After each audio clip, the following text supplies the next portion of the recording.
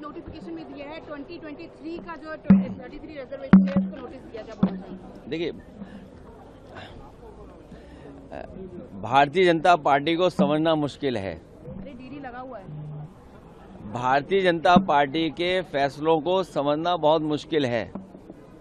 जब लोगों से ये कहा कि उनके एसआईआर होगी, वोट काटने का रोका जाएगा, तो वो एसआईआर के बहाने एनआरसी कर रहे थे।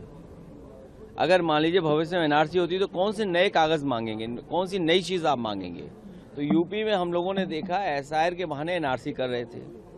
अब महिला आरक्षण के बहाने ये अपने मन मर्जी डिलिमिटेशन कर करके लोकसभाएं बनाना चाहते हैं, जिससे कभी हारे नहीं। ये जनता देख रही है।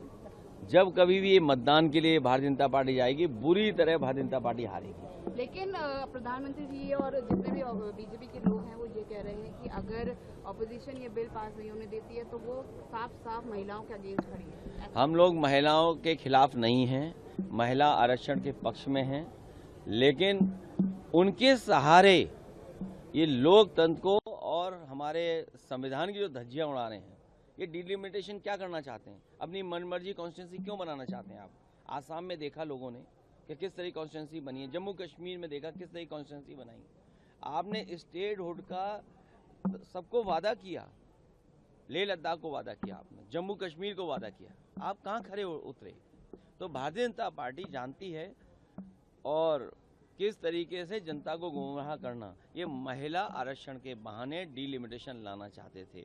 अब सरकार कह रही घर गिन रहे, हमें क्यों नहीं गिन रहे? जानवरों को गिना जा रहा है, लेकिन लोगों को नहीं गिना जा रहा है। तो जनगणना जब होगी तो जाति जनगणना भी मांगेंगे, जाति जनगणना बात होगी तो आरक्षण की भी बात होगी। बहुत सारी जातियां हैं जिनकी गिनती ही नहीं है, तो कम से कम उनको गिना तो जाए। सर, नोएडा जाने से आज माता प्रसाद पांडे जी को रोका जा रहा है। पूरे नोएडा में कुछ 44 लागू करके बैरिकेड किया गया है। ये इसलिए छिपा रहे हैं क्योंकि कुछ सरकार ऐसी बात छिपाना चाहती जो कोई न जाने। आप बताइए, यूपी को कह रहे हैं $1 ट्रिलियन इकोनॉमी बनाएंगे, डबल इंजन की सरकार है, लेकिन जो मिनिमम वेजेस हैं पूरे देश में सबसे कम नोएडा में है।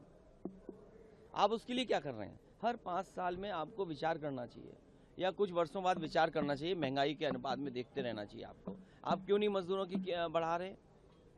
कौन रोक रहा है आपको? इसका मतलब आप कुछ लोगों से मिले हुए हैं, उन्हीं के स्वार्थ में उन्हें ज्यादा मुनाफा कमाने देना चाहते हैं। मुनाफा ज्यादा कमाना, भ्रष्टाचार करना, चंदा लेना, ये सब महंगाई बढ़ा रहा है। अखिलेश जी, कल जिस तरह से प्रधानमंत्री ने कहा कि अखिलेश जी कभी कभी मदद करते रहते हैं, तो क्या सरकार ने संपर्क किया है? देखिए, हम तो आपसे बात करके भी मदद कर रहे हैं, आपकी मदद नहीं हो रही क्या? तो ये तो उन्हीं से पूछिए ना, हमने कौन सी मदद कर दी? मैंने हाथ जोड़ लिया उसके लिए तो